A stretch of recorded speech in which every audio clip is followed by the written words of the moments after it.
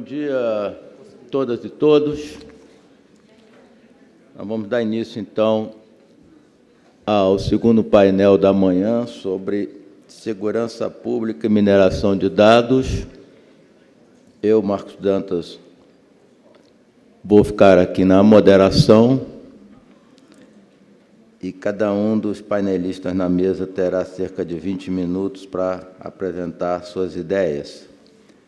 Nós vamos começar com o José Guerreiro, da Full Face. Guerreiro, por favor. Bom dia a todos, meu nome é José Guerreiro. Eu acho que nós estamos aqui hoje para discutir, fundamentalmente, quais os problemas que a gente pode resolver na questão do aumento da violência e dos danos à sociedade. E esses danos são desde danos materiais, sociais, físicos e psicológicos. E como é que nós podemos, de uma maneira eficaz... E como é que nós podemos, de uma maneira eficaz, através de predição e coleta de dados, trabalhar todas essas informações para que nós consigamos, de uma maneira inteligente, minimizar esses problemas ou tentar resolver, de alguma maneira, esses problemas que afetam todos os cidadãos e todas as grandes cidades, né? E hoje, o poder público necessita, fundamentalmente, de ferramentas eficazes que auxiliem na prevenção e na alocação de recursos. Quais são as maneiras que a gente entende que possamos fazer isso? A primeira delas é através do levantamento de dados com base nos crimes cometidos. Já que nós estamos falando de violência pública, então, hoje nós temos uma base de dados bastante interessante. O problema dessa base de dados é que ela não é compartilhada entre os diversos órgãos de segurança pública. Então, a primeira barreira que a gente tem que vencer, o que é? Tentar, de uma maneira eficiente, fazer essa unificação de bases, esse compartilhamento de informações. Tá? Quais informações prioritárias ou primárias para a gente poder começar a trabalhar com isso? Que são os tipos de crime, o modus operandi, ou seja, como esses crimes acontecem, na sua maioria, e a situação socioeconômica da vítima, entre outros fatores. Com esses dados todos, o que nós poderíamos conseguir fazer? Primariamente, ações preventivas baseadas nas técnicas de superfícies probabilísticas, máquina de vetor de suporte, raciocínio baseado em casos e, fundamentalmente, redes neurais. Acredito eu que, juntando todas essas técnicas, a gente consiga ter uma base de dados rica o suficiente e inteligente o suficiente, com informação qualificada num nível bastante alto, para que a gente consiga ter análises probabilísticas melhores e previsibilidade de ações. Para isso, o que a gente precisa fundamentalmente? Um sistema de mineração de dados para fazer uma construção desse modelo de predição de ações e prevenção de ocorrências de crimes, como montar áreas geográficas de ocorrências, tipos de ocorrências, só que isso não deveria ser, a meu ponto de vista, um órgão independente para fazer esse levantamento e esse cruzamento de informações. Porque hoje, pelo menos aqui em São Paulo, nós temos uma base de dados gerenciada pela Polícia Militar, que tem alguns dados de crimes ocorridos na rua, uma base gerenciada pela Polícia Civil, onde essa base, dentro da própria Polícia Civil, não é compartilhada com outros órgãos internos, como a Delegacia da Macro-Região de São Paulo, DEMACRO, e outra base que nós temos da Polícia Federal. Fora isso, nós temos uma base muito rica de cidadãos, que é a base do DETRAN e do DENATRAN, que hoje é a base mais completa que existe de todos esses órgãos. Só para vocês terem uma ideia, nós fizemos um trabalho junto ao DHPP alguns anos atrás e fizemos o levantamento de todas as fichas ou de todas as pessoas que tinham passado pelo sistema criminal aqui em São Paulo. Tá? Dentro dessas pessoas, a base de dados que nós levantamos foram de 400 mil indivíduos. Esses 400 mil indivíduos passaram pelo sistema Fênix, que é o sistema que faz a triagem do sistema carcerário, do sistema prisional, onde são tiradas fotografias, impressão de voz e impressão digital. Com base nessas fotografias, nós fizemos o template biométrico de todos esses indivíduos e começamos a varrer a base em cima de semelhanças. E foram vários os casos de indivíduos que foram presos mais de uma vez, com penas primárias, por terem ingressado no sistema prisional com documentos e nomes diferentes. Então, quando nós aplicamos uma base de reconhecimento facial em cima dessa base da polícia, pegamos alguns casos desses que o indivíduo, por crimes menores, evidente, mas indivíduo que passou mais de uma vez pelo sistema prisional usando dados distintos de documentação. E hoje, infelizmente, nós temos uma tendência de crescimento de violência muito grande. Os últimos dados que eu tenho são de 2000, e para vocês terem uma ideia, né, vaga, no Brasil, a única informação que nós temos unificada é da base de homicídios. Por quê? Os homicídios são retirados através dos registros de óbito, como é citado, como mortalidade por causas externas. Tá? Então, em cima do registro de óbito é que se consegue comparar o número de homicídios. E esses números são alarmantes, porque na década de 90 nós tínhamos 13,7 casos de homicídio para cada 100 mil habitantes. Tá? Há 17 anos atrás, no ano de 2000, esse número já subiu para 36,3, que é a última informação que a gente tem. E, em cima desses números, não existe hoje nenhum mapeamento concreto ou nenhum mapeamento visível para que as pessoas consigam extrair algum dado ou fazer alguma predição em cima disso.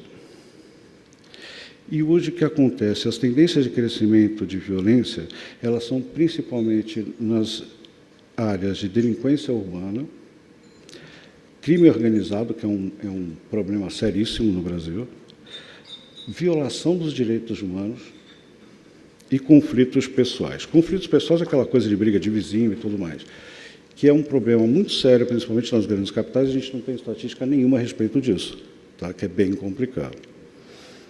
E hoje, como nós estamos passando por esse período de quarta revolução industrial, que todo mundo fala, nós temos o advento de Big Data e um monte de ferramentas de extração de dados, mas nós temos muito poucas ferramentas que peguem esses dados e tratem de maneira adequada para transformar aquilo em informação útil para cada caso.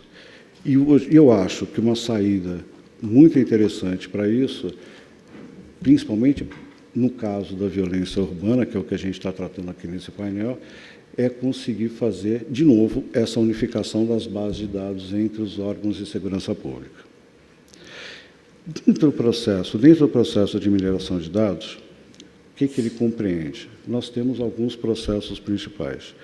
Processo de descoberta de conhecimento útil em grandes volumes de dados, onde o principal objetivo é encontrar padrões. Tá?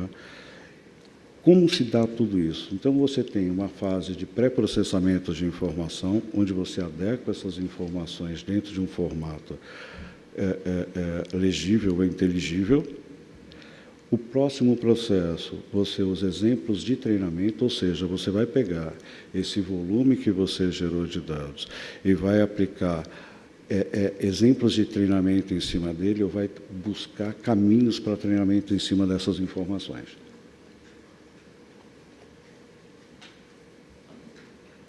O terceiro processo, depois dos treinamentos dessa base inicial, é você fazer seleção de atributos. Tá, o que seriam esses atributos? Você tem uma grande massa de dados, você já aplicou um treinamento em cima dele, você vai definir dentro daquela massa quais são os atributos fundamentais à sua pesquisa e à sua seleção de informações. O próximo período definido esses atributos é a fase de aprendizado e, finalmente, a fase de pós-processamento. Por que é muito importante uma fase de pós-processamento depois da aprendizagem? Porque a aprendizagem ela pode te levar para caminhos inesperados. Porque você fez um treinamento, você espera determinado comportamento que não necessariamente acontece nessa fase de aprendizagem. Tá? Levando em conta que nós estamos usando, dentro da fase de aprendizado, conceitos de redes neurais e inteligência artificial. Tá? A ideia, o que é? Fazendo essa mineração de dados e tendo essa base de informação consolidada e formatada, a gente conseguir fazer uma previsão de níveis de crimes. Tá?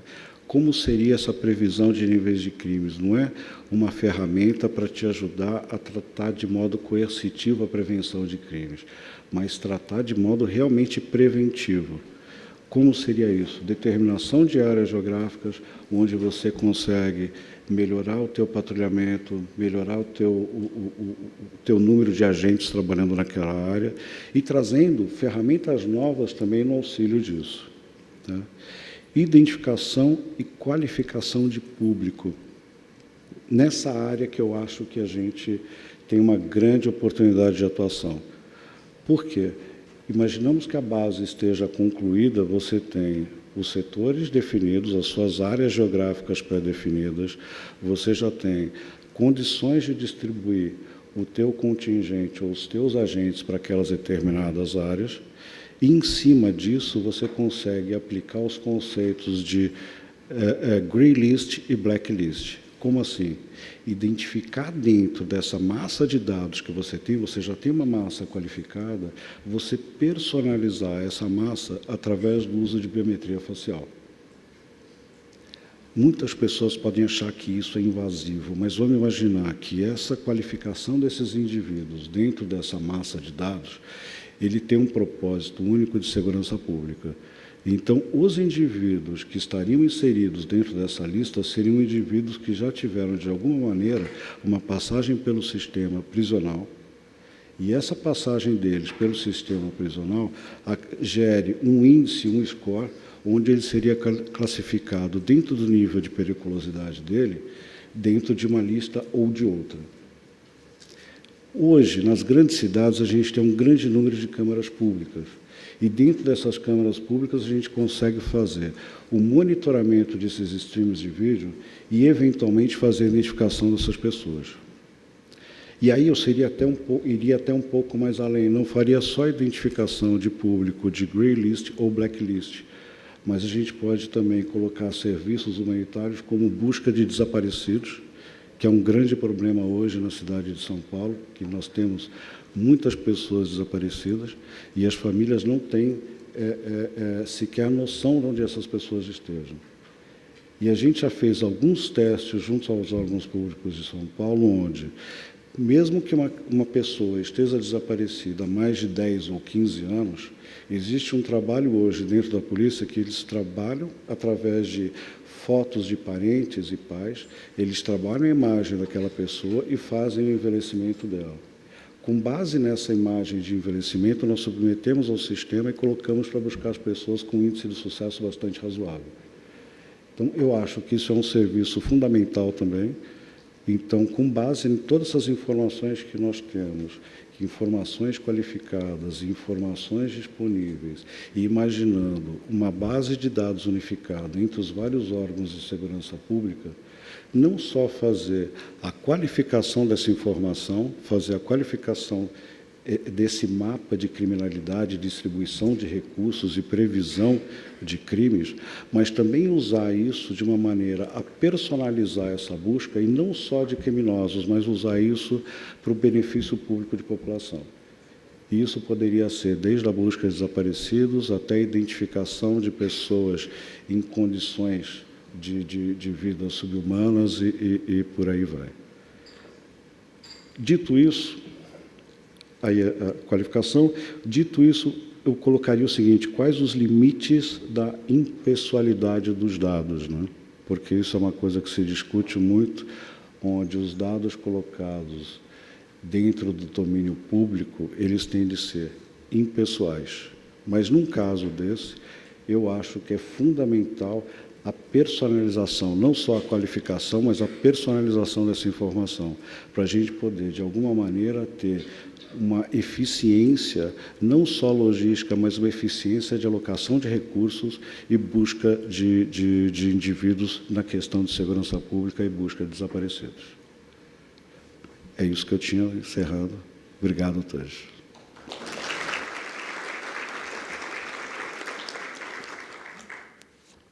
Obrigado, Guerreiro. Eu passo a palavra, então, para o Felipe Modesto, por favor, pessoal.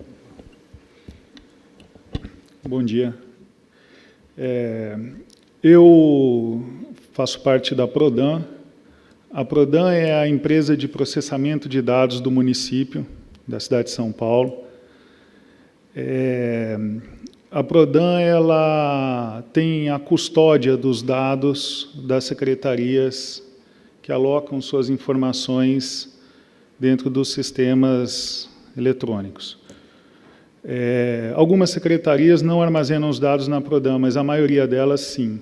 Então, podemos dizer que os dados da prefeitura e do cidadão estão todos alocados, a grande maioria desses dados estão alocados dentro da Prodan. A Prodan ela teve uma mudança drástica na parte de visão estratégica com a entrada do novo prefeito. Eu não sou vinculado a nenhum partido, mas a entrada do novo prefeito mudou a forma como a empresa trabalha, mudou a gestão, mudou a diretoria da empresa, e isso agregou uma visão de valorização dos dados. É uma mudança cultural, de fato, que está acontecendo lá dentro. A área de BI e análise de dados, ela, por exemplo, fazia parte de uma gerência de banco de dados e fazia estritamente relatórios. Tiravam relatórios, eram tabelões com informações, não agregava informação a esses dados, não tinha análise. Com essa mudança estratégica e mudança cultural, a gente separou essa área de BI e de análise de dados, de Big Data. Criamos uma nova gerência para tomar conta disso, com foco no que é o futuro, para trazer benefícios ao cidadão. Nós estamos treinando 5 pessoas que estão fazendo cursos de matemática aplicada à análise de dados, porque o grande segredo e o grande valor da análise de toda essa informação, que até foi comentado aqui pelo nosso colega, do lado do Rio de Janeiro, Dantas, está tudo no modelo matemático que a gente usa. Então, às vezes as pessoas falam em algoritmo, algoritmo não define mais nada. O que define é o modelo. A gente tem o mesmo algoritmo dando resultados e respostas diferentes, dependendo da forma como os dados entram dentro. Então, isso é importante estar claro para a gente. A propriedade dos dados que a Prodan trabalha, ela é da prefeitura. Então, a Prodan não tem autonomia para acessar os dados e sair vasculhando e fazendo todos os cruzamentos. Esses cruzamentos de dados, eles acontecem conforme demanda da prefeitura. Nós temos alguns exemplos aqui, e um exemplo bem interessante foi quando a Controladoria fez uma solicitação de análise de dados para a gente. Esses dados, eles vieram, a gente acessou esses dados de forma completamente encriptada com os nossos estatísticos. Sem ter acesso aos dados, nós elencamos 800 variáveis e nós conseguimos filtrar e classificar a análise de 140 mil pessoas que estavam dentro, nós segregamos em 600 que eram interessantes para o propósito da Controladoria. E isso reflete numa maior efetividade do trabalho. A gente otimiza o trabalho das pessoas, são menos recursos públicos para um resultado mais efetivo. O que é interessante nisso tudo? A própria retroalimentação, a realimentação desses dados no mesmo algoritmo com o que foi estudado vai gerar um resultado diferente amanhã. E depois de amanhã, um outro resultado diferente. Assim como a sociedade é viva, o algoritmo ele vai acompanhando e determinando, ele vai se moldando ao comportamento da sociedade. E é aí que está o grande valor dessa análise, até por conta de, falando de segurança pública, criminalidade, transporte e educação, a gente chega ao ponto de até fazer cruzamentos simples e diretos, prever de uma certa forma as necessidades futuras da sociedade. Quando a gente pega a base da saúde, as mulheres que estão grávidas e utilizando o serviço público da saúde, a gente consegue determinar a necessidade de escola daqui a alguns anos. Quando a gente cruza dados de evasão escolar e saúde, também tem uma correlação. Às vezes, adolescentes que ficam grávidas, abandonam a escola, e tudo isso também acaba direcionando, de uma certa forma, a parte de desenvolvimento social. Então, a gente tem uma preocupação, um olhar social, que ele só vai conseguir ser efetivo a partir do momento que a gente consegue cruzar todas essas informações. O cruzamento dessas informações não é fácil. Ele depende de uma série de regulações jurídicas, e sempre que a Prodam precisa fazer um acesso a determinada base de dados, mais difícil ainda quando precisa cruzar dados de secretarias distintas. A gente precisa fazer uma consulta, depende de ofícios para os procuradores de cada secretaria, o departamento jurídico trabalha muito em cima dessas informações. Nós estamos numa fase de evolução muito grande, e basicamente é isso. Assim, eu estou aberto a perguntas, e acho que a gente consegue trabalhar bastante o tema. Só exemplificando, tem mostrar o poder do modelo matemático.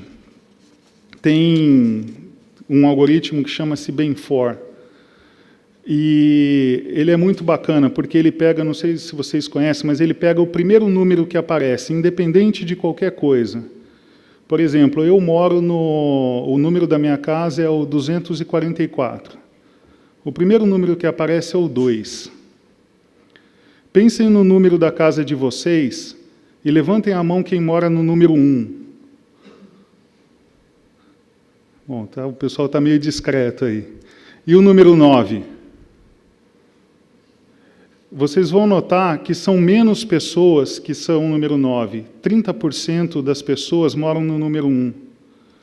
E isso é um comportamento que ele é um dado de como as coisas funcionam, do comportamento do padrão da sociedade. Se a gente aplica esse tipo de análise, por exemplo, a um posto de gasolina, o número 5 ele vai dar mais alto, porque muita gente chega no posto de gasolina e põe assim, abastece meu carro, põe R$50 aí. E o número 5 ele dispara, porque ele vem mais vezes. Então, a mensagem aqui é o seguinte: independente de qualquer coisa, essa análise e o crivo humano, no final das contas, ele é extremamente relevante e determinante. Se a gente partir para uma análise puramente do resultado que o algoritmo está passando, a gente, com certeza, vai acabar assumindo algumas premissas que talvez não sejam verdadeiras. Basicamente é isso, e se quiser a gente conversa mais coisas.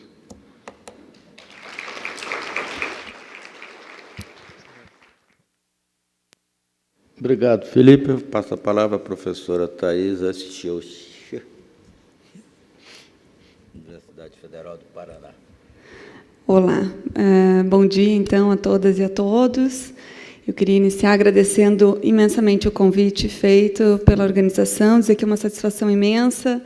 Ao contrário de muitos, é a minha primeira vez aqui nesse evento. Parabenizar pela metodologia do evento, caracterizada pelas mesas multissetoriais. acho que isso é algo que pode ser replicado, deveria, né, ser replicado em outros eventos, e dizer que a minha intenção aqui é trazer uma temática que eu entendo, a partir de um diagnóstico, né, preliminar, que há um gap de diálogo entre o campo da segurança pública, ou do direito penal, e o campo da proteção de dados, mais do que isso, proteção de dados sensíveis, e o direito civil, o direito privado, nesse campo, né? Quer dizer, há uma ausência de diálogo, tanto da parte de quem discute segurança pública e acesso a dados sensíveis, e todo o arcabouço e arquitetura normativa que vocês já têm muito consolidado nesse campo de proteção de dados, mas, ao mesmo tempo, e isso muito em razão das normativas internacionais, como regra geral, digamos assim, criarem uma exceção em relação aos bancos de perfis genéticos para fins de persecução criminal, isso afasta do campo de discussão essa temática. Então, a minha ideia aqui é hoje trazer justamente a temática da criação, regulação e utilização, hoje no Brasil, desde 2012, os bancos de perfis genéticos para fins de persecução criminal e pensar o que existe entre segurança pública e proteção aos dados pessoais sensíveis. Basicamente, eu vou dividir a minha intervenção em 3 momentos. No primeiro momento, tratando do estado da arte, que eu acho que é bem importante, então vou começar pelo final. Hoje estamos discutindo a constitucionalidade ou inconstitucionalidade dessa lei no STF, a nossa participação como amigo da Corte, da Clínica de Direitos Humanos da Universidade Federal do Paraná, o panorama legal e regulatório, e aí eu vou pedir desculpas para quem já é da área e talvez ser um pouco repetitivo em relação a isso, e, finalmente, que questões que precisam ser enfrentadas hoje de maneira urgente. E, quando eu digo de maneira urgente, é porque o processo, né, está aí para ser pautado, para ser julgado, e a gente vai apresentar as nossas manifestações. Muitas das ideias que eu vou apresentar hoje aqui, elas estão nas nossas manifestações a serem apresentadas ao STF. Então, inclusive, qualquer contribuição ainda, diria assim, há tempo de ser incorporada e ser levada à discussão para a nossa Corte, né, constitucional. A Clínica de Direitos Humanos da UFPR, então, passa a ter uma atuação que é própria das clínicas e das metodologias clínicas. Então, a gente trabalha com estratégias judiciais, extrajudiciais, estratégias de formação, de sensibilização, produção de guias, enfim, uma série de frentes, né, de atuação, e não só a regulação propriamente, ou a atuação mais legalista. E, dentre essas múltiplas possibilidades de atuação de uma clínica de direitos, e particularmente da nossa Clínica de Direitos Humanos, foi, então, a participação, o pedido de habilitação junto à Suprema Corte, né, para discutir e contribuir, digamos assim, com a nossa perspectiva acadêmica, universitária, acerca, justamente, então, do uso de DNA para fins de persecução criminal, né? O uso forense do DNA e, mais especificamente, na esfera penal. A primeira discussão que a gente identificou, e essa imagem um pouco traduz isso, né? O DNA pode ser equiparado a uma impressão digital? Qual é a diferença? Há algo que torne a informação genética uma informação diferenciada, que mereça um tratamento diferenciado, ou ela é só mais uma informação, um dado pessoal sensível, talvez, como qualquer outro, né? E a gente chegou à conclusão, já antecipando, que, de fato, DNA, nesse campo, não é apenas identificação. DNA tem carga, tem natureza probatória. E isso, para o direito, é muito importante, né? Que eu identifique o DNA como carga probatória. Então, nesse sentido, começou todo um trabalho pela equipe, né, que vem desde 2011, né, por coincidência, talvez, se não fosse esse projeto do Ministério da Justiça, o Pensando Direito, talvez nós não tivéssemos participado desde o momento da discussão do projeto de lei, como vocês estão fazendo aqui de maneira, eu diria assim, brilhante, né, que já vem discutindo essa questão há muito tempo. Diferentemente desse cenário, em relação ao projeto de lei que hoje, né, que dá, então, resulta na lei que a gente tem hoje, 12.654, ele não teve o debate nem com a comunidade jurídica, muito menos com a sociedade, sobre a adequação dessa legislação.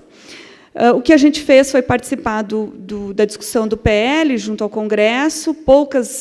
Praticamente nenhuma das nossas sugestões ao PL foram incorporadas, e, à época, ou seja, 5 anos atrás, o que a gente prospectou, basicamente, foi que, em poucos anos, essa discussão iria parar no STF, né? A discussão sobre a constitucionalidade ou não, e é isso que temos hoje. E hoje, eu ousaria dizer a vocês, se essa legislação não for alterada, ou se o STF não der uma interpretação conforme a Constituição, ou não houver outra maneira de corrigir os problemas e lacunas dessa legislação, certamente nós teremos, num futuro muito próximo, um boom de ações judiciais, sobretudo por advogados da área criminal, que vão discutir essa prova de DNA no processo. E isso tem um custo muito grande para a administração pública, para todo esse processo de produção do dado, desde a coleta na cena do crime, ou a coleta de um suspeito, de uma pessoa conhecida, uma referência, portanto, até o momento em que esse laudo pericial chega no processo penal e vai ser aí, então, avaliado, né, pelo juiz. Então, se eu não tenho padrões de segurança, algo que vocês já conhecem muito, né? Em todo esse processo que a gente chama de cadeia de custódia, eu corro um risco muito grande, né, desse processo, desse procedimento inteiro, de todo esse investimento, ser simplesmente, me permitam a expressão aqui, jogado no lixo, porque ele vai ser anulado lá no momento da análise, né, e da discussão da ampla defesa do processo judicial. Então, isso é muito prejudicial e é esse o nosso ponto. Então, antecipando aqui, nós não nos colocamos contrários a essa tecnologia, muito pelo contrário. O que nós gostaríamos é que todas as salvaguardas necessárias estivessem previstas em lei, o que, no nosso entendimento, não foi feito. Então, hoje, no STF, como eu havia mencionado, vou começar pelo final, a gente tem um recurso extraordinário, né, que eu coloquei ali o número, quem quiser consultar, 973837, que está sendo julgado pelo STF, com reconhecimento de repercussão geral. Esse processo ele está sob a relatoria do ministro Gilmar Mendes. Então, foi reconhecida a repercussão geral. O que significa isso para quem não é do direito? Quando se reconhece a repercussão geral, aquela decisão vai valer para todo o território nacional, para os próximos casos futuros. Então, ela é muito importante nesse sentido. Ela vai, de fato, impactar na legislação que a gente tem hoje sobre isso. Uma legislação que existe e os bancos de DNA, para fins de persecução criminal, já estão em funcionamento no Brasil, já estão sendo feitas coletas nos presídios, né, em cenas do crime, enfim. Isso já é uma realidade, né, presente no território nacional. Então, basicamente, nessa repercussão geral, se centraliza a discussão, e aqui, no meu entendimento, muito adequada pelo ministro Gilmar Mendes, sobre os limites ao poder do Estado, né? Então, ele vai, basicamente, eu friso alguns trechos em vermelho, colher material biológico de suspeitos ou condenados, traçar o perfil genético, armazenar os perfis em bancos, porque eu posso utilizar o DNA para um caso, mas eu posso fazer a coleta e o armazenamento em bancos. E aí eu tenho toda uma estrutura diferenciada, e é isso que está previsto na nossa legislação, né? E, portanto, se reconhece ainda nessa ação a possível violação aos direitos de personalidade, e aí vamos ler, né, proteção aos dados pessoais sensíveis, autodeterminação informacional, entre outros, e prerrogativas de não se autoincriminar. A gente fez uma parceria muito interessante no pedido de habilitação de amigos. Então, aqui a gente tem a peça inicial da clínica, em parceria com o ITS do Rio de Janeiro. Nesse pedido, a gente já teve a oportunidade de se manifestar numa audiência pública. Quem quiser consultar, está disponível, audiência pública com a participação de peritos estrangeiros, nacionais e um grupo de juristas, digamos assim.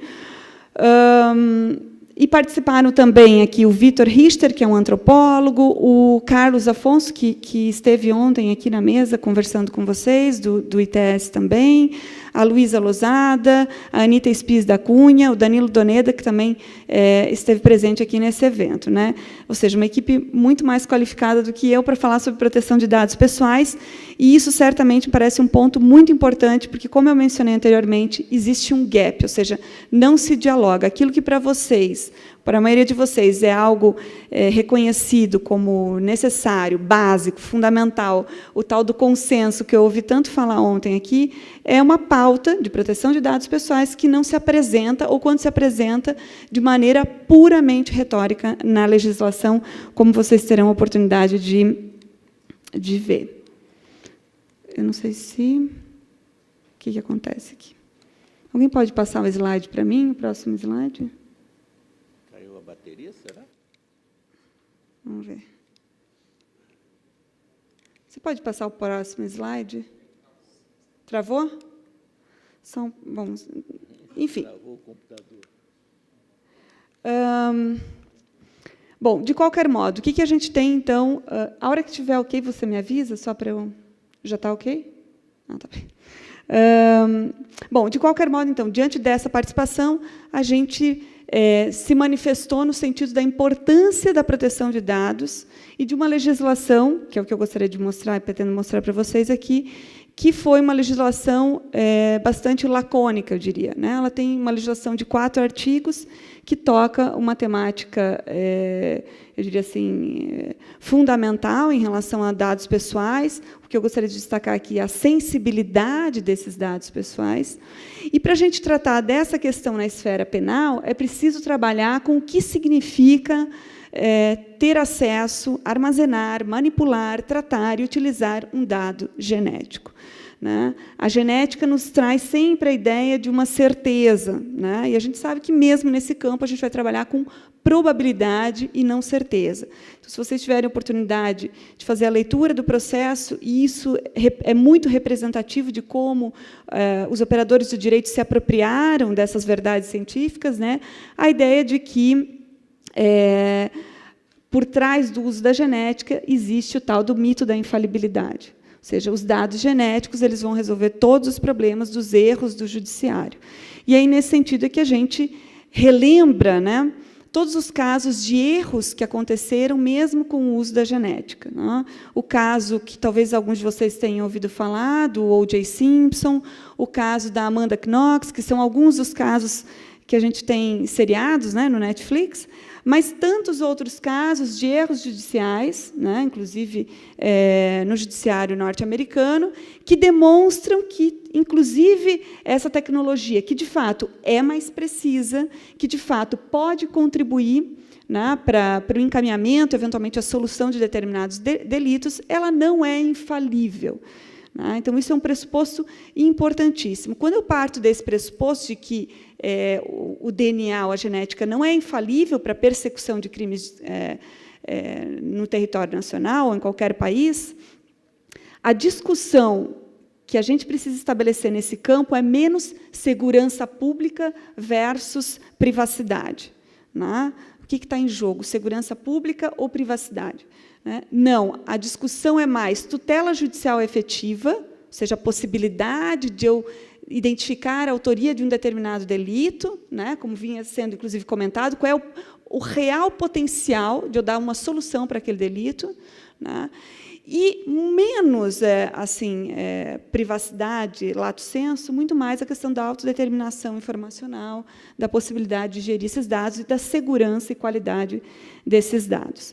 Então, a gente tem uma possibilidade imensa de utilizar, e aqui eu vou continuar agora com os slides, de utilizar o DNA. Né? A gente pode, o mais conhecido no Brasil é para investigação de paternidade, mas a gente tem a possibilidade de uso para fins no campo da medicina, a gente tem, enfim, para N possibilidades, e a política criminal que eu vinha falando para vocês.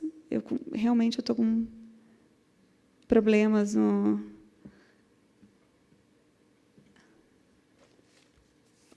meu PowerPoint. Tá bem, vamos ver se a gente consegue um pouco seguir dali. O que é importante identificar em relação a esse tema também? Como é que eu formo os bancos? Né? Na dúvida, eu prefiro também comentar um pouco isso. Como é que eu formo os bancos de DNA? a partir de vestígios da cena de crime e a partir de um padrão referência que a gente chama, né? Pode ser um suspeito ou pode ser um sujeito já condenado. A maioria das coletas que estão sendo feitas no Brasil hoje são de condenados que já estão presos.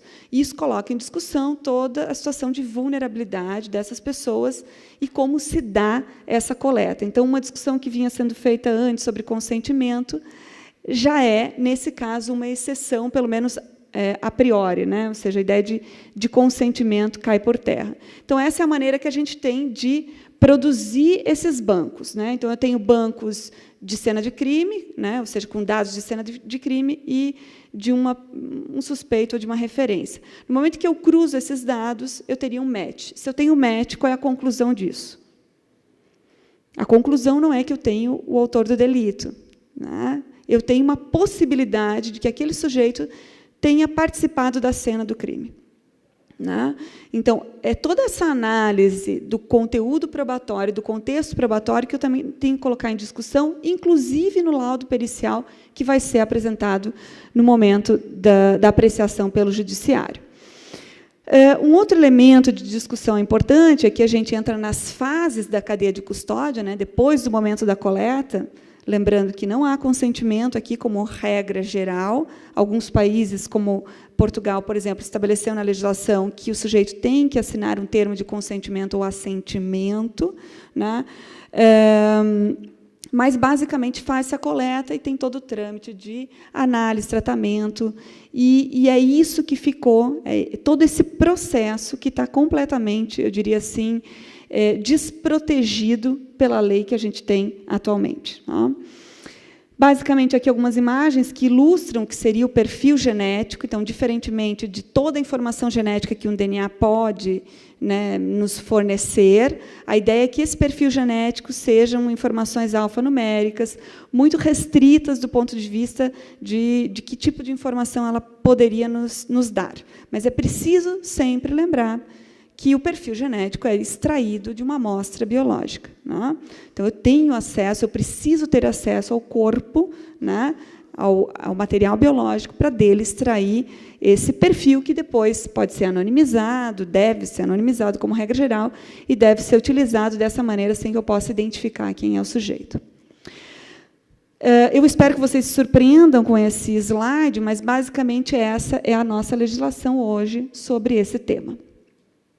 Então, quando eu disse que ia mencionar o panorama né, regulatório e legislativo, é isso que a gente tem. Esse é o conteúdo legal da nossa legislação sobre essa temática. E isso eu espero que surpreenda vocês, né? Como é que eu posso ter uma legislação sobre tamanha questão tão importante, que toca dado tão sensível, esteja regulado basicamente por esses dispositivos. Então, essa legislação, para resumir um pouco, ela simplesmente autoriza a coleta compulsória de DNA para fins de persecução criminal. É isso que ela faz. No momento em que ela autoriza, né, essa coleta, isso está autorizado, isso está determinado, mas eu não tenho nenhum dispositivo na legislação, como vocês podem ver, a não ser a ideia de que vai ser, digamos assim, respeitada a privacidade desses dados, normas constitucionais internacionais sobre direitos humanos. Não tenho mais nada que preveja qualquer instrumento de acesso, retificação, né, de qualidade dos dados, de controle, de enfim, uma autoridade que faça essa fiscalização e controle. Nada disso existe. Tá? Na sequência, foi criado um decreto de 2013, que cria, basicamente, um comitê gestor, que tem uma função meramente de gestão burocrática e técnica, não se compara ao que vem sendo discutido aqui, como uma autoridade, controle e fiscalização, com transparência e etc. Também é algo que, no nosso entendimento, não existe na legislação. E o que é pior é esse próprio comitê gestor, que, com as suas resoluções, 2 artigos que eu trago aqui para citar, está legislando, de fato, sobre matérias muito sensíveis que tocam, inclusive, a questão do direito penal, processual penal e direitos fundamentais ou garantias fundamentais. Né? O mais assustador, né, desse panorama regulatório é que se, por um lado, a legislação determina a coleta compulsória, em alguns casos, é justamente essa resolução do comitê gestor que vai dizer, artigo 8º, se vocês lerem ali, em caso de recusa, não se faz a coleta. Então, isso, de fato, gerou um problema para o qual não se tem solução, pelo menos não uma solução imediata. Então, para que eu possa garantir tutela judicial efetiva, por um lado, né, e autodeterminação informacional, privacidade, toda a proteção de dados necessárias, o que muitos países têm feito e que não foi feito no Brasil é que o acesso a esse DNA seja justificado, proporcional e controlado, né? E isso só pode ser feito como? Por meio de uma decisão judicial, que analise, como, por exemplo, é feito na Alemanha, como é feito na Espanha, como é feito em Portugal, né? Nos países em que se dizem que está autorizado esse banco, mas está autorizado sob determinadas condições, né? Que condições seriam essas? De que o juiz analise concretamente, casuisticamente, se, naquele caso, vale suspender direitos e garantias fundamentais. Isso não existe no Brasil. O que está acontecendo no Brasil hoje? A coleta compulsória é um reflexo, uma consequência automática da sentença de condenação. Nem se fala aqui se transitada em julgado ou não, ela é simplesmente uma consequência automática. Essa questão do mito da infalibilidade eu já comentei com vocês. O caso do O.J. Simpson, que é um caso paradigmático, demonstrando essa ideia de que também o uso de DNA pode gerar falhas, né? E toda uma preocupação, inclusive, de muitos peritos e da área da perícia, demonstrando que existem, sim, erros, e o que a gente tem que fazer é gerenciar e prevenir esses erros e como fazer isso. Mas, digo a vocês, isso é um discurso minoritário. O que paira é o efeito que a gente chama o efeito CSI nesse campo. A ideia de que o gene, o DNA, vai resolver todos os problemas de violência no Brasil, né, de maneira infalível. E isso é muito perigoso e arriscado. Se a gente se reportar aos países que, em geral, são citados como argumento de autoridade para legitimar, né, os bancos aqui no Brasil, esses países, vocês sabem melhor do que eu, possuem uma normativa geral de proteção de dados, né? Mesmo excepcionando o uso de dados para casos de persecução criminal, que é, digamos assim, a regra, eles possuem, como é o caso da União Europeia, uma diretiva específica para o uso desses dados, com uma série de princípios, prazos, direitos dos titulares dos dados, que vão proteger, dar garantias mínimas, né, para a qualidade e confiança desses dados, né? Como é que o debate tem sido feito no Brasil? Ele tem se centrado, como eu mencionei no início da minha fala, muito na esfera penal, basicamente não autoincriminação, ou seja, eu não posso ter acesso ao DNA porque isso fere o meu direito de não produzir provas contra si mesmo, né? O que seria equiparado ao caso do bafômetro e outros padrões grafotécnicos e em outras situações.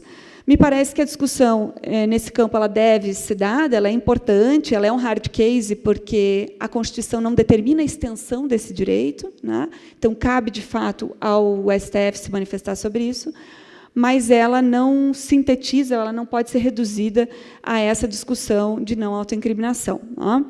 Eu tenho que ampliar essa discussão para justamente a questão dos dados pessoais sensíveis, e aqui me parece que a gente estaria diante de um easy case, porque, enfim, é certo, é óbvio, é claro, é evidente que esses dados são afetados no momento em que eu faço a coleta. Não me importa se é compulsório ou não, tanto me importa se essa coleta tem que ter o consentimento ou se o Estado vai permitir uma coleta sem consentimento. Por isso que essa questão da não autoincriminação, no meu entendimento, ela é flutuante, independentemente da manifestação em relação a isso, a proteção de dados pessoais deve estar presente, né? E esse é basicamente o argumento central da nossa manifestação, que vai ser apresentado no STF. Por isso que eu apresento 3 pontos de análise sobre essa questão. Primeiro, análise penal, de não autoincriminação, mas análise dos direitos da personalidade e de proteção de dados pessoais sensíveis, além da falta de competência desse comitê gestor, que, pasmem, né, é um comitê puramente burocrático, que, além de fazer apenas a gestão não tem padrões mínimos de transparência, de participação social, de controle, e ainda, por cima, se arrogou a competência de legislar sobre matéria penal e processual penal. Muito rapidamente, a gente teria que pensar em todos os direitos que fazem parte disso, na fase de coleta, que é a primeira das fases, então, de ter a taxatividade legal, a apreciação judicial, que a técnica menos invasiva esteja prevista em lei. Hoje ela está prevista numa resolução desse comitê gestor, que diz que não é para ser feito coleta de sangue, mas só o suave bucal, e uma série de outras garantias que devem estar previstas em lei e não estão. O mesmo em relação à fase de análise, né? Quais são os instrumentos, como é que eu lido com a questão do vazamento de informações. Hoje, a resolução estabelece que, no momento em que eu faço o registro da pessoa com os dados, etc., seja tirada uma fotografia também dela, e a resolução não diz o que vai ser feito com isso. Então, no que se refere à anonimização de dados, é algo um tanto preocupante, que não está previsto, mais uma vez, em lei. E aí o armazenamento em bases de dados, que, como foi dito, né, inclusive pelo Bruno ontem, a regra é o compartilhamento de dados, e outros também mencionaram nesse sentido. A regra é essa. A regra não é que os dados fiquem restritos no âmbito nacional. Então, hoje, a gente recebeu uma concessão dos Estados Unidos, a gente usa o software CODES, né, que foi fornecido gratuitamente para armazenar esses dados, né. A priori, o que nos foi passado é que esses dados não seriam compartilhados, né. A discussão é se, de fato, isso acontece ou não e em que condições isso acontece. E aí, finalmente, a questão do uso da prova, que eu comentei antes com vocês, em relação a essa fase final. E aqui, encerrando a minha manifestação, um pouco no sentido de dizer que a gente não pretende obstaculizar os avanços tecnológicos, né, mas que, justamente, garantir, né, uma mínima equação equilibrada em relação aos interesses que estão em jogo. E, se tecnicamente é possível hoje a gente utilizar o DNA para esse fim, a gente tem que ter uma lei à altura dessas possibilidades tecnológicas. Eu agradeço, peço desculpas por me exceder no tempo e os problemas técnicos em relação aos meus slides. Muito obrigada.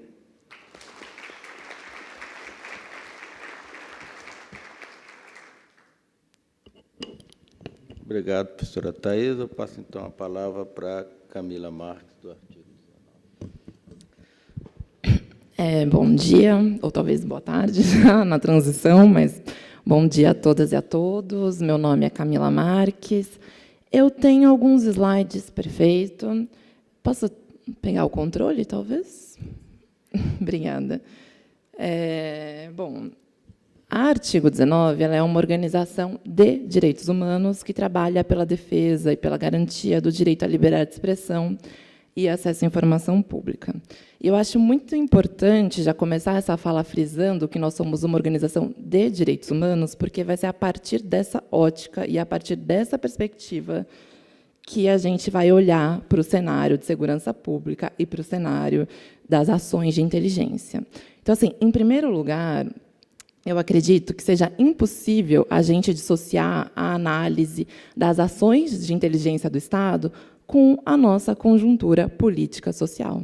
Eu diria que é impossível a gente analisar as ações de vigilância do Estado sem analisarmos o quadro de restrição aos movimentos sociais e o quadro de repressão à população e o quadro de criminalização a manifestantes, movimentos sociais, sindicalistas. E mais, eu diria que a gente precisa pensar no cenário que a gente tem hoje a partir de toda a carga que a gente traz e toda a herança que a gente tem dos tempos sombrios da ditadura militar. É importante dizer que, já na época do regime militar, o Serviço Nacional de Inteligência era um dos principais braços da repressão do Estado. A gente tinha um cenário onde esse Serviço Nacional de Inteligência era integrado com diversos estados, diversos níveis, município, estado e esfera federal. A gente pode mencionar essa pesquisa de uma historiadora que levantou que, pelo menos, 308 mil pessoas estavam registradas e estavam constantes nesses bancos de dados do SNI.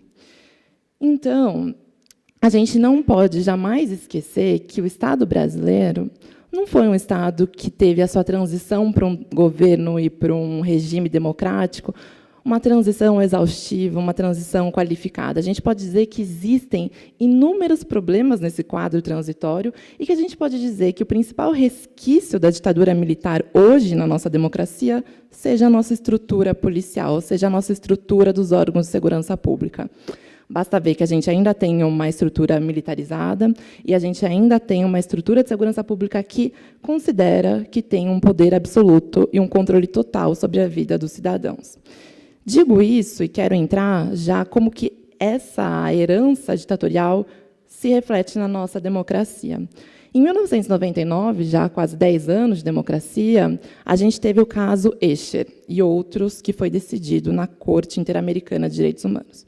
Eu não sei se as senhoras e senhores conhecem esse caso, mas lá em 1999, um major da Polícia Militar do Paraná pediu para que a juíza do Estado deferisse a interceptação telefônica de 5 membros do MST, do Movimento dos Trabalhadores Rurais Sem Terra, lá do Estado. A juíza prontamente atendeu esse pedido, não notificou o Ministério Público, e esses trabalhadores e membros do movimento social tiveram as suas conversas interceptadas durante 49 dias. E, como se não bastasse isso, ainda ao final da interceptação, as gravações foram divulgadas para a mídia, né? Prática muito recorrente nos dias atuais também.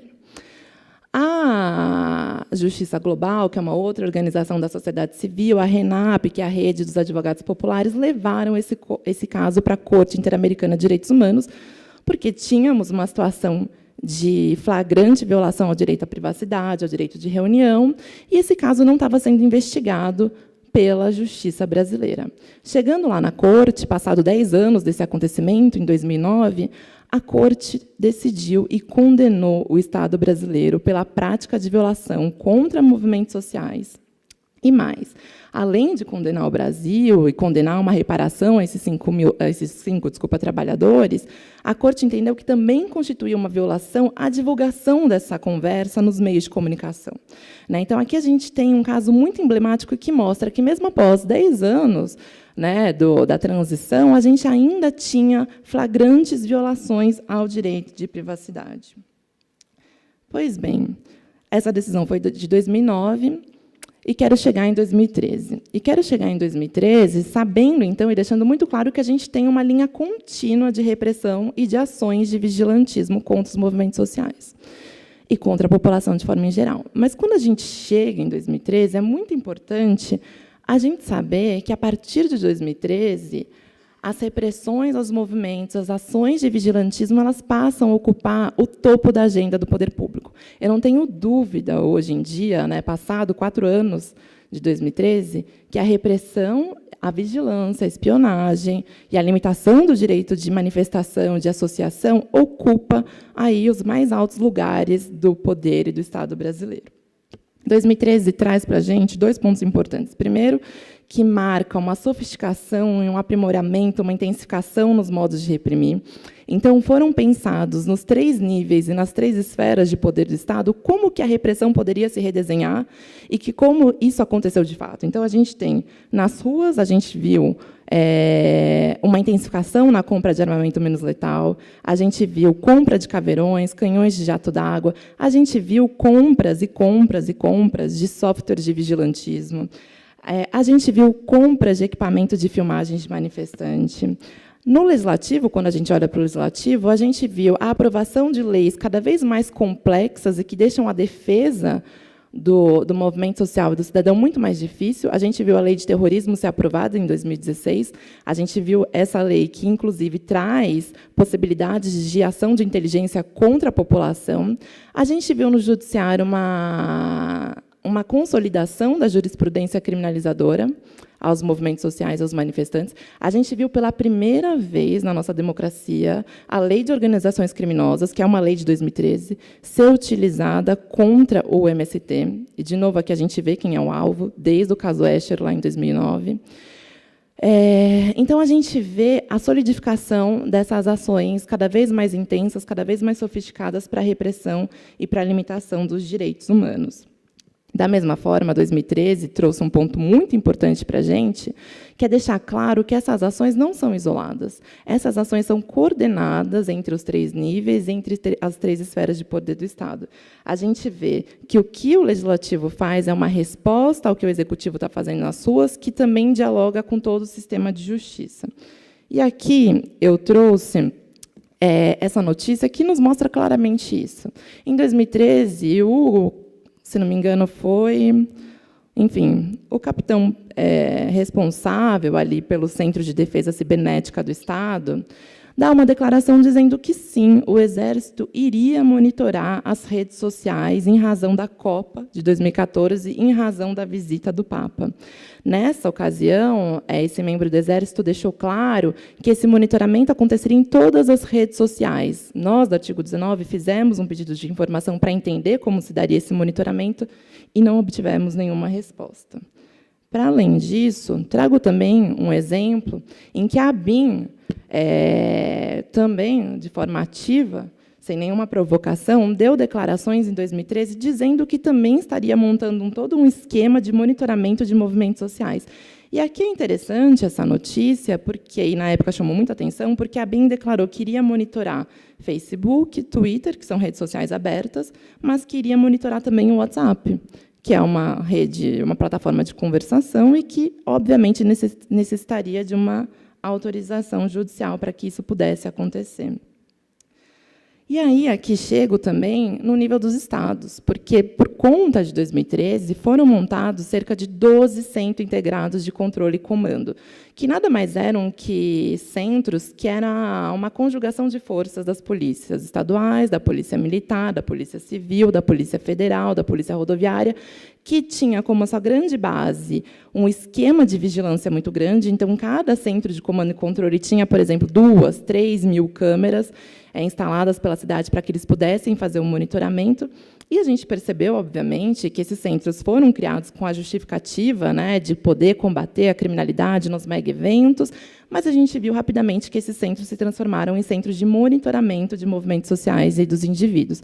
Isso fica claro nessa matéria da agência pública, em que o próprio PM, que trabalhava nesse centro de comando e controle da Bahia, disse que, sim, eles estavam infiltrando policiais militares em movimentos sociais, faziam que esses policiais, na verdade, criassem perfis falsos no Facebook, aí começassem a interagir ali com manifestantes para descobrir quem era a liderança. Depois, já em loco, nos protestos, nas ruas, ficavam ali tentando interagir com as lideranças e ficavam, enfim, provocando qualquer tipo de confronto. Trago também, muito rapidamente, ficou bem ruim aqui o enquadramento, mas é uma portaria que circulou, uma portaria de orientação que circulou muito em 2013, inclusive, essa é uma obra da Bienal, foi uma obra da Bienal de 2 anos atrás, em que é uma portaria que dá orientações de como os policiais militares devem agir num protesto. E aqui, só para destacar alguns trechos importantes, essa orientação dizia que, numa situação de tensão, caso o infiltrante achasse oportuno, sugeriria, em voz alta, alguma ação ilegal e perceberia que os que reagem com adesão e os manifestantes que reagissem com rejeição para essas atividades ilícitas. Aqui a gente está vendo uma clara plantação de situações ilícitas, né, e flagrantes forjados. Para além disso, se a gente vê lá o último ponto, estava dizendo, caso esse policial estivesse portando câmeras de vídeo na atividade de registro, era importante chegar na manifestação antes do horário previsto e filmar, focar bem no rosto dos manifestantes e ainda registrar os sapatos dos manifestantes. E aqui a justificativa era porque os manifestantes poderiam, eventualmente, trocar de blusas, mas jamais pensariam em trocar de sapatos, né? É uma portaria do DEIC. Enfim, de 2013. Passando um pouco mais, queria lembrar para vocês o caso dos 23 manifestantes do Rio. Não sei se vocês se lembram, mas eram 23 manifestantes que foram detidos por ocasião dos protestos da Copa. do mundo lá no Rio. Esses 23 ativistas ficaram um bom tempo presos por associação criminosa, o antigo crime de quadrilha, e a detenção deles foi baseada em 3 provas, um tripé de provas. A primeira era que os policiais juntavam ali notícias dos meios de comunicação do Rio, então do Extra, do Globo, enfim, todas as notícias, e começavam a imprimir e circular ali os nomes que apareciam e os movimentos que apareciam. Depois de identificado e feita essa primeira peneira, os policiais sentavam na frente de um computador, e a gente lá achando que os policiais estavam usando softwares super tecnológicos e sofisticados de vigilantismo, mas, na verdade, eles estavam desempenhando a chamada ronda virtual, que era isso, eles sentavam na frente do computador e ficavam vasculhando as redes sociais que tinham um filtro menor de privacidade ali dos suspeitos. E depois, a prova que veio, de fato, levar à condenação desses 23 ativistas foi o pedido de interceptação telefônica, que a gente vê de novo. A gente teve a oportunidade de analisar alguns desses pedidos e a gente viu, basicamente, pedidos Ctrl-C, Ctrl-V, que não justificavam e não fundamentavam de modo algum a necessidade e a urgência dessas interceptações telefônicas. E é importante a gente dizer aqui que o inquérito policial que estava, enfim, investigando e apurando as supostas atividades ilícitas se mostrou um inquérito que a gente foi vendo acontecer e se replicar em diversos outros estados, que era um inquérito que, na verdade, era um verdadeiro instrumento de monitoramento da sociedade civil. Nesse inquérito do Rio, eram investigados mais de 70 organizações e movimentos do Rio, 70. Nessas transcrições das interceptações telefônicas, tinha dirigente de ONG pedindo pizza, para a gente ver a relevância dessas interceptações, mas que a gente vê que, na verdade, o intuito, muitas vezes, da polícia e do sistema de justiça não é averiguar eventuais atos ilegais, mas é averiguar quem fala com quem, quais são as pautas ideológicas e ceifar o nosso direito de liberdade de expressão e de reunião. Queria dizer também que, já mais agora, em 2015 e 2016, vieram diversas denúncias de que a polícia anda por aí com um banco de dados informal. Eu não sei se as senhoras e senhores se lembram, mas houve, em 2015, o movimento dos secundaristas, em São Paulo e quase todos os estados do Brasil, secundaristas que estavam ali reivindicando seu direito por uma educação de qualidade, mas que, depois de todo esse processo, a gente viu muitas denúncias de secundaristas dizendo que a polícia chegava com seus celulares pessoais, e mostrava para alguns secundaristas a foto de vários outros estudantes e pedia para que aquele estudante reconhecesse e dissesse o nome e aonde estudava e aonde morava. E isso, muitas vezes, feito sob tortura. A gente vê casos, de secundaristas que são perseguidos muito longe das escolas em que ocupavam, em áreas muito distantes das áreas de protestos, porque a gente vê que existe uma circulação dessa imagem. E a repressão não se dá só nas ruas, ela continua por conta desses bancos de dados. E trago também, por fim, o caso Balta, que é um caso muito recente, que merece muito a nossa atenção, que foi quando, ano passado, um grupo de jovens, 21 jovens, aqui em São Paulo, tinham combinado de se manifestar. Eles se organizavam num grupo do Facebook, a maioria não se conhecia pessoalmente. Quando foi que eles combinaram, então, vamos se encontrar na Estação Consolação do metrô aqui de São Paulo. Só que aí o Balta, que se passava por um apoiador da causa, chegou lá e disse: não, gente, vamos encontrar um pessoal amigo meu no Centro Cultural Vergueiro? E todo mundo foi para lá. Nesse caminho, um helicóptero da PM já começou a acompanhar todos eles, e, quando eles estavam ali esperando esses amigos do Balta, chegaram os verdadeiros amigos dele, que era a polícia militar, para fazer uma prisão em flagrante. E, hoje em dia, por conta dessa emboscada feita pelo Balta, que é um tenente do Exército, que estava ali em serviço, aí foram 18 manifestantes, foram denunciados pelo Ministério Público por associação criminosa. Manifestantes que sequer se conheciam, manifestantes que estavam indo pela segunda vez em uma manifestação. E, inclusive, uma das provas que a juíza citou para receber a denúncia foram equipamentos de proteção, vinagre, máscaras de oxigênio, e que são equipamentos para as pessoas se protegerem da violência abusiva e arbitrária do Estado. E aqui é importante dizer que o Balta, ao invés dele ser investigado, ele recebeu uma promoção. Ano passado, em dezembro do ano passado, ele agora virou major, uma promoção por merecimento. E foram instaurados 5 procedimentos administrativos disciplinares para averiguar a conduta dele, porque ele primeiro estava ali atuando em cooperação com a Polícia Militar, sem ordem judicial. O comandante-geral do Exército, o comandante Vilas Boas, na ocasião, admitiu que era uma operação integrada com a Polícia Militar de São Paulo, mas nada disso foi investigado nesses 5 procedimentos disciplinares. Pelo contrário, ano passado, no fim do ano passado, o comandante-geral do Exército disse que, sim, essas ações de infiltração e de monitoramento de movimentos sociais é uma prática recorrente e sistemática do Exército. Quero dizer também que um ponto que permeia tudo isso que eu estou falando é a falta de transparência sobre essas ações de vigilantismo e de espionagem. Como eu disse para vocês, eu não sei se vocês costumam participar de manifestação, mas basta a gente colocar o pé na rua que a gente vê todo um arcabouço da Polícia Militar e até mesmo da Guarda Civil do município no sentido de filmar os manifestantes. Tem ali equipamentos super tecnológicos e é muito evidente que eles estão ali filmando quem participa das manifestações. Artigo 19, que acompanha o cenário de protesto desde 2013, fez um pedido de informação lá em 2013 para a gente ter acesso às regras desse jogo.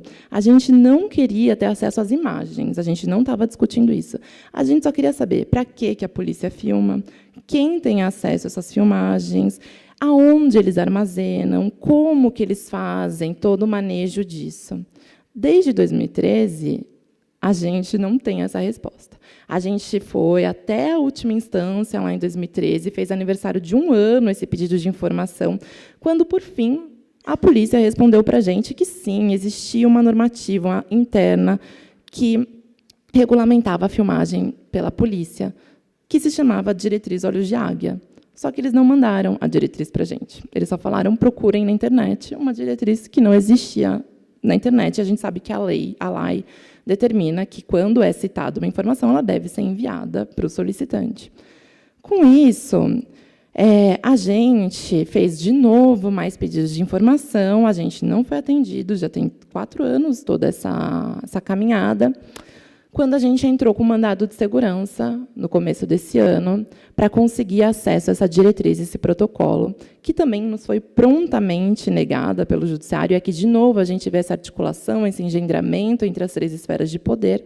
Porém, o nosso jornalismo investigativo sempre faz um bom trabalho, né, o jornalismo investigativo brasileiro, e a Agência Ponte de Direitos Humanos conseguiu essa diretriz por outros meios, que não os meios oficiais, e vazou essa diretriz, que nos mostra que, sim, a Polícia Militar de São Paulo tem um banco de dados com todas as imagens de manifestantes. E é uma diretriz extremamente... na verdade, um banco de dados extremamente complicado. Por quê? Porque, primeiro, são pessoas ali que não estavam cometendo crime. Se a gente olha outros bancos de dados que foram citados aqui, o Infoseg, o Infocrim, a gente vê que são bancos de dados de pessoas que, minimamente, têm alguma suspeita de já ter cometido crime. Aqui, não. A gente está falando de banco de dados de pessoas que estavam exercendo o seu direito constitucional à manifestação. A gente vê na diretriz que a autorização para a filmagem de manifestantes se dá, e, na verdade, assim, manifestações é colocado lado a lado a ações terroristas, a ações de calamidade pública. Então, o que nos diz isso? Que a Polícia Militar, que o governo do Estado, que a Prefeitura do Estado, do município, nos deixa muito claro que manifestação é caso de polícia e que, muitas vezes, o poder público entende que manifestantes estão cometendo crime. E, para fechar já minha apresentação, a gente fez, ano passado, 66 pedidos de informação para diversos estados do Brasil e também no nível federal, para o Ministério da Justiça, para o Ministério da Defesa, para a gente entender como que é a atuação em algumas situações específicas. Então, a gente fez pedido para saber se existem protocolos específicos de atuação da polícia nas manifestações. Então, quando pode usar câmera, quando pode usar armamento menos letal. A gente fez pedidos sobre operações específicas, por exemplo, quantas balas de borracha foram usadas. A gente fez pedidos sobre investimentos e a gente fez pedidos sobre, por exemplo, quanto e quais foram os equipamentos de software de vigilância que foram comprados. A gente pode dizer que quase nenhuma das perguntas foram respondidas, então foram muitas perguntas e poucas respostas. A gente pode dizer que a gente tem um cenário em que a ausência de transparência, em que essa opacidade é o motor para esse quadro de violações de direitos humanos, porque é uma polícia que não precisa prestar conta, que não precisa dizer o que fez, vai continuar cometendo atrocidades pela cidade. A gente sabe que o público-alvo do sistema de justiça e da ação policial é a população mais vulnerável da nossa sociedade, é a população negra, é a população pobre, é a população jovem, é a população periférica. E é isso que a gente está continuando a chancelar. A falta de transparência vai continuar, na verdade, manter esse quadro de violações de direitos. Meu tempo encerrou, eu até queria trazer alguns outros dados sobre a nossa pesquisa de transparência.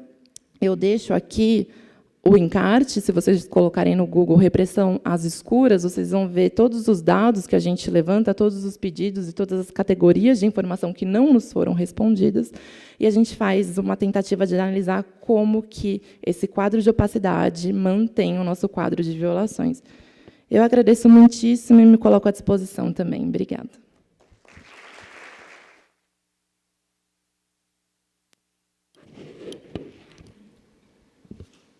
Bem, pessoal, a organização nos dá mais 15 minutos para perguntas do auditório e respostas da mesa. Eu vou abrir para 5 perguntas e vou pedir aos colegas de mesa que, nas suas respostas, já encaminhem considerações finais, falando entre 2 a 3 minutos, para a gente respeitar esse tempo total de 15 que nos foi dado pela organização. Depois vem o almoço. Okay? Então, quem primeiro... Olá, bom dia a todos. Meu nome é Fabrício Paturi, eu sou promotor de justiça, coordenador do Núcleo de Combate de Crimes Cibernéticos, mas também atuo na área penal e me interessou bastante o quadro, parabenizo vocês, mas a reflexão da segurança pública, a gente costuma mais modernamente falar em segurança social, justamente pela sua multifacetade, e precisaria, se a gente for discutir realmente a questão dos dados, desde as suas causas e as consequências, né? Então, é preciso pegar desde as causas que acontece o crime até o sistema prisional, ou seja, toda a cadeia efetivamente teria que ser devidamente analisada.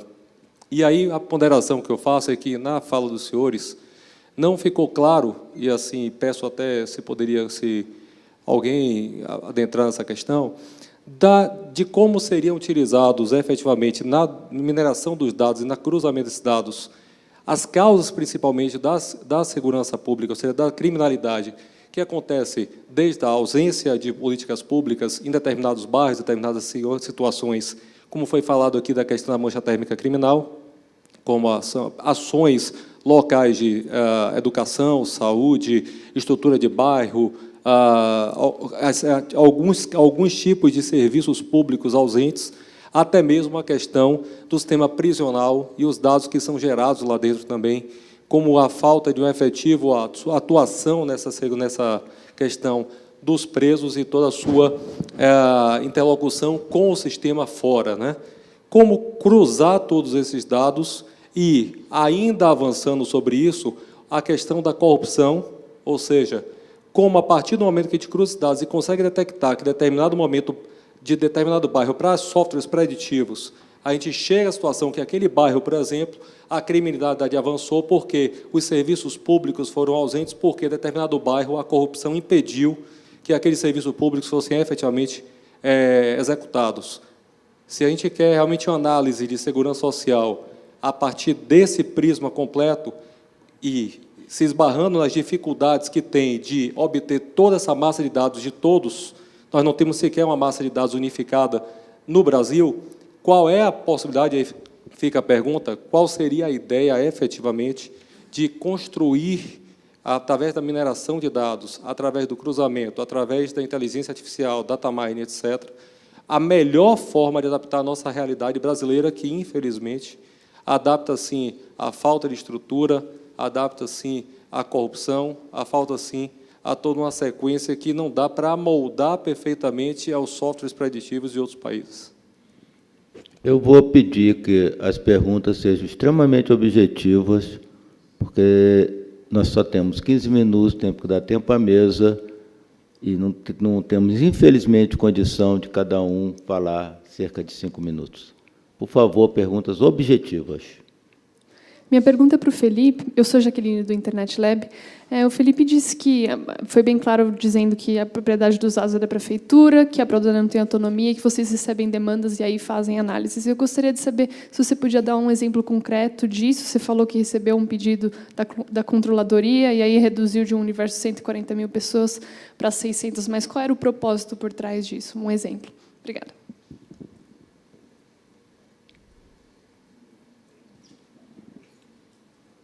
Tem mais?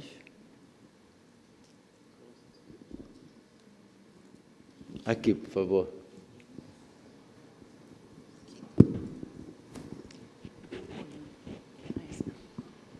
Bom dia, eu hablo espanhol, eu sou mexicano, é um tema que participei da tabela de situação internacional de proteção de dados.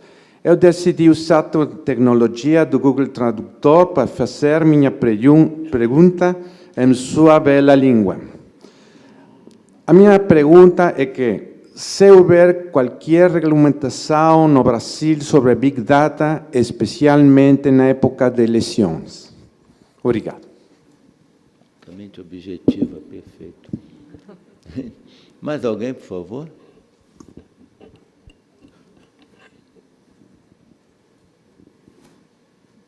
Ok. Então, eu passo a palavra para a mesa. Vou começar com você, Felipe, até porque tem uma pergunta bem dirigida a você. Eu fui nomeado, né? Exatamente.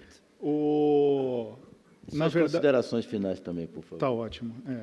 Na verdade, a demanda da controladoria, ela veio... A controladoria ela faz toda a parte de fiscalização dos servidores.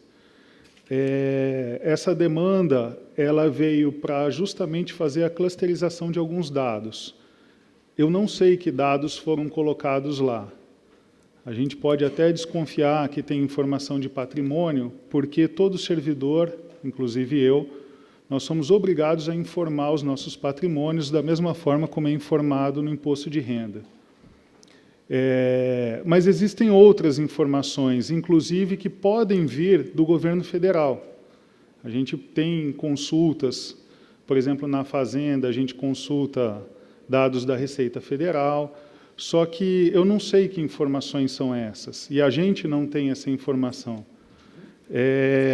As informações, elas vêm, a gente desconfia que tenha o CPF lá, só que isso tudo vem de forma encriptada. A gente fez uma clusterização de dados. Então, de fato, nós recebemos um lote com 140 mil itens com 800 variáveis. E desses 140 mil itens, e 80 exemplos, tinham 80 exemplos do que era o que eles gostariam de enxergar.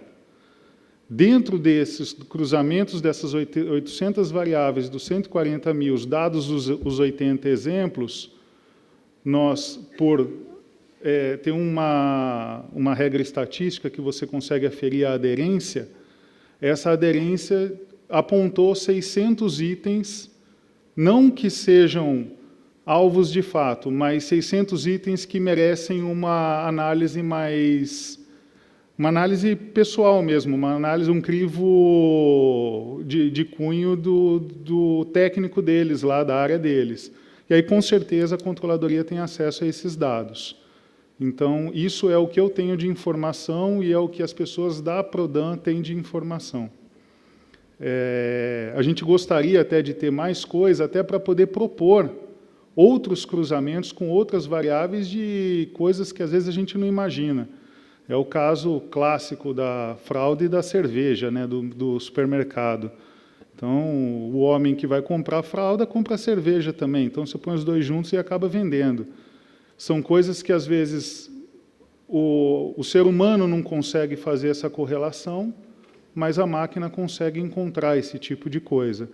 Então, isso até a gente não, de fato, não tem acesso. A gente gostaria de ter acesso aos dados de transporte, gostaria de ter acesso até prontuário eletrônico, então tem uma série de coisas que às vezes até ajudaria a fazer uma melhor política pública. Então, se eu consigo saber, ou se eu tenho condições de saber aonde o cidadão mora e aonde ele trabalha, a gente poderia, por exemplo, estou fazendo um exemplo assim da minha cabeça agora, a gente poderia propor desconto de ISS para uma empresa mudar de endereço e diminuir o deslocamento dentro da cidade. Então, cruzando dados da fazenda, cruzando dados de tudo, se possível, seria algo muito legal de fazer. Mas hoje a gente não tem essa liberdade e até, pelo que eu tenho acompanhado de discussões jurídicas, acho muito difícil a gente ter no curto prazo. E aí, respondendo à pergunta também com relação a cruzar dados de segurança de várias instâncias, fica mais difícil ainda quando você sai do âmbito da prefeitura e começa a falar de Estado, governo federal. Recentemente, a gente fez um projeto que é o Empreenda Fácil para diminuir o tempo de abertura de empresas, e isso envolve todas as esferas, envolve junta comercial, envolve o governo federal, que é a própria Receita, a gente tem uma secretaria de micro e pequena empresa que está subordinada ao Ministério da Indústria e Comércio. No Estado, a gente tem tanto a Junta como a Secretaria da Fazenda. Dentro da Prefeitura, tem Secretaria de Educação, Secretaria da Cultura, para saber se o sujeito está abrindo uma empresa em imóvel tombado. Isso foi uma loucura de conseguir as autorizações para poder cruzar esses dados, para diminuir o tempo de abertura de empresa. Então, quando a gente fala de outros assuntos, isso é super complexo, super complexo. Foram comitês e mais comitês, discussões, reuniões, e isso é o que a gente tem hoje, a nossa realidade. Isso. Obrigado, Felipe. Eu vou passar, então, a palavra para o Guerreiro, para suas considerações finais, por favor, tentando respeitar, infelizmente, o nosso exíguo tempo. Eu queria agradecer a todos, agradecer o convite de vir aqui e deixar essa ideia mesmo, de que para a gente poder ter uma base de dados unificada e uma base de dados de prevenção preventiva, uma base que seja útil para toda a sociedade em geral, a gente precisa de um movimento, principalmente da sociedade, para poder buscar isso e tentar unificar essas informações. Para que isso aconteça, a gente precisa fundamentalmente de ações governamentais, mas esse movimento inicial tem que partir da sociedade para a gente querer isso e fazer essa movimentação com benefício da própria sociedade. Eu acho que isso que é importante. Obrigado a todos. Obrigado, Guerreiro. Eu vou passar, então, a palavra agora para as considerações finais, por favor, para a Camila. Estava aqui pensando sobre esse conceito da segurança social. Eu acho importante mesmo a gente pensar em metodologias e ações que a gente consiga pensar como que esses dados de outras esferas de políticas podem ajudar as políticas de segurança. Mas é que me parece realmente que a gente precisa olhar um pouco para trás, pensar em questões mais iniciais, que é, por exemplo, mesmo o poder público está disposto a discutir as políticas de segurança pública com a sociedade? Não sei, me parece que não, porque quando a gente olha as políticas de educação, as políticas de saúde, me parece que já há um avanço muito maior no sentido de dizer, ok, são questões que envolvem a sociedade, são questões de interesse público, vamos dialogar, pensar juntos, tem os conselhos, enfim. Mas me parece, quando a gente olha para a segurança pública, me parece que a gente está falando de algo que não faz parte da dinâmica social. Me parece que existe uma opacidade total, não só de transparência, transparência, mas de participação e de controle social mesmo. Então, quando a gente pensa em como integrar os dados do sistema penitenciário, a gente precisa até pensar que qual é a incidência que a sociedade tem para pensar as políticas do sistema carcerário. Eu diria que quase nenhuma, né? Então, a gente ainda enfrenta muitos desafios no sentido de transparência, mas também de participação e controle social. Basicamente, era isso. Agradeço novamente. Obrigada. Passo, então, a palavra agora para as suas considerações finais, professora Thaisa.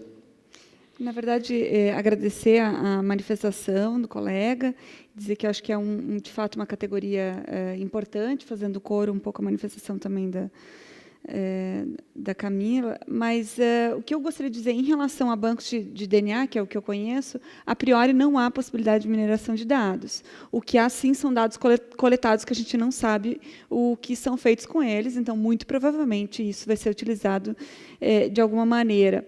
Em relação às causas da criminalidade, essa é uma questão muito importante para a questão do uso de informações genéticas, porque ele é muito legitimado no sentido de benefícios, e eu diria meramente potenciais, porque os estudos que existem hoje para dizer que eles, de fato, são eficientes em relação ao combate, aspas aqui, ao combate à criminalidade, são muito reduzidos, e aos riscos reais. Então, a gente tem, digamos, um binômio de benefícios potenciais e riscos reais que não conseguem dar conta dessa questão que você mencionou em relação às políticas públicas e causas da criminalidade. No mais, em relação ao nosso direito humano fundamental, à alimentação, eu peço desculpas por ter me estendido e agradeço imensamente a participação nesse evento. Obrigada.